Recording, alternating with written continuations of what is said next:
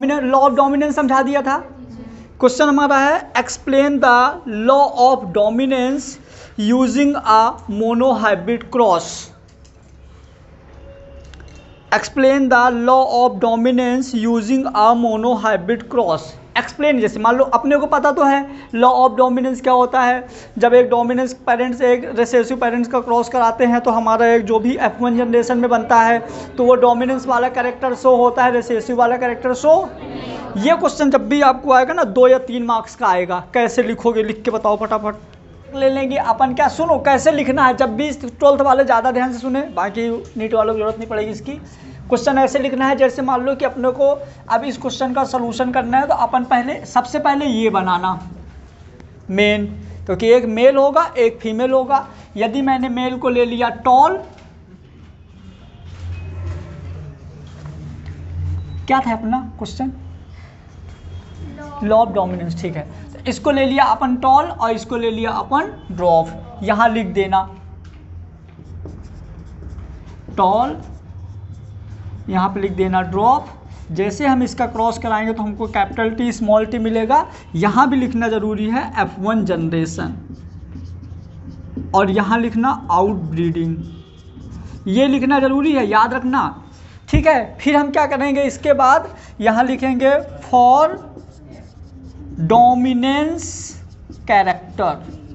Dominance character के लिए हम क्या करेंगे, तो capital T small T into capital T small T, यहीं पे इनका क्रॉस कराना है, यहीं क्रॉस कराना है, ऐसे कुछ। फिर इसके बाद या तो इसको और अच्छे से करना हो तो ऐसे लिख दो कैपिटल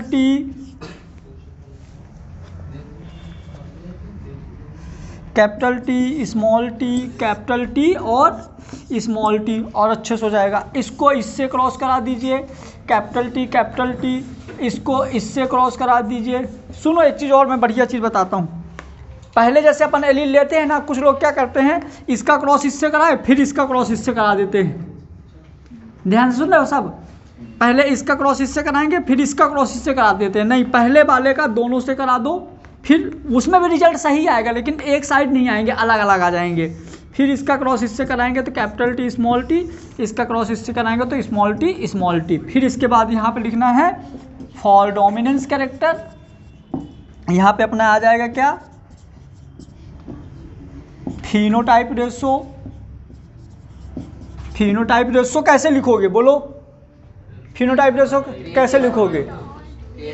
फिनोटाइप रेशो अपन लिखेंगे 3:1, और जीनोटाइप रेशो क्या लिखेंगे, यहाँ पे जीनोटाइप रेशो में ऐसे लिखना RR 2R 2R RR, फिर 1 कैपिटल टी स्मॉल टी 1:2:1। ये हो गया हमारा पूरा एक्सप्लेनेशन किसके, मतलब लॉ ऑफ डोमिनेंस का। लिख दो फटाफट, थ्योरी लिख लियो हो, लिखो थोड़ा सा। क्रॉसिंग बिटवीन सिंगल पेयर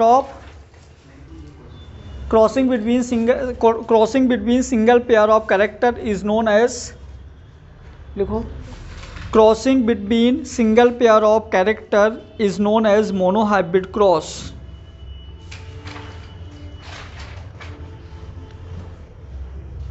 फिर hybridization between tall and drop plant, hybridization between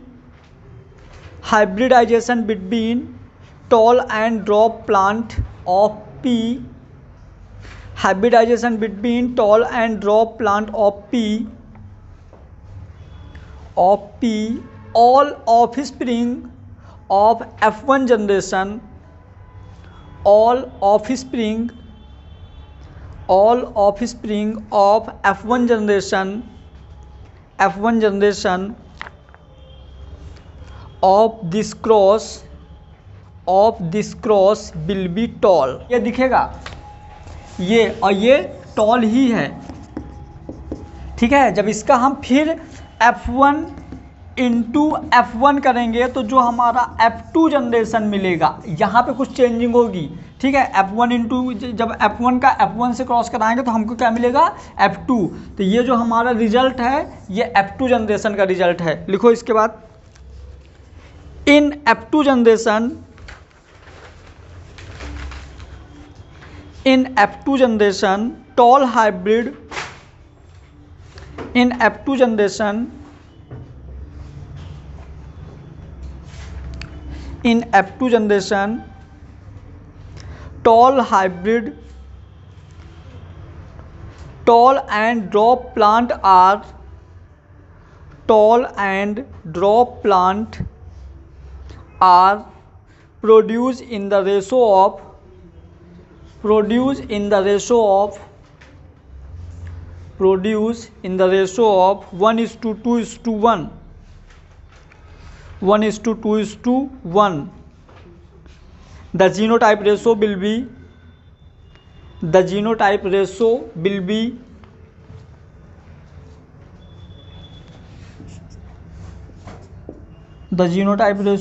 be ये जो रेड कलर के बॉक्स में लिखा है सिर्फ इसको लिखो, 1 capital T 2 capital T small t 1 small t।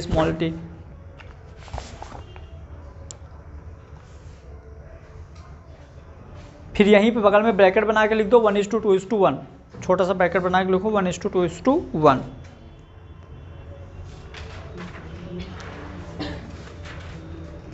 The phenotype ratio of F2 generation is the phenotype ratio of F2 generation is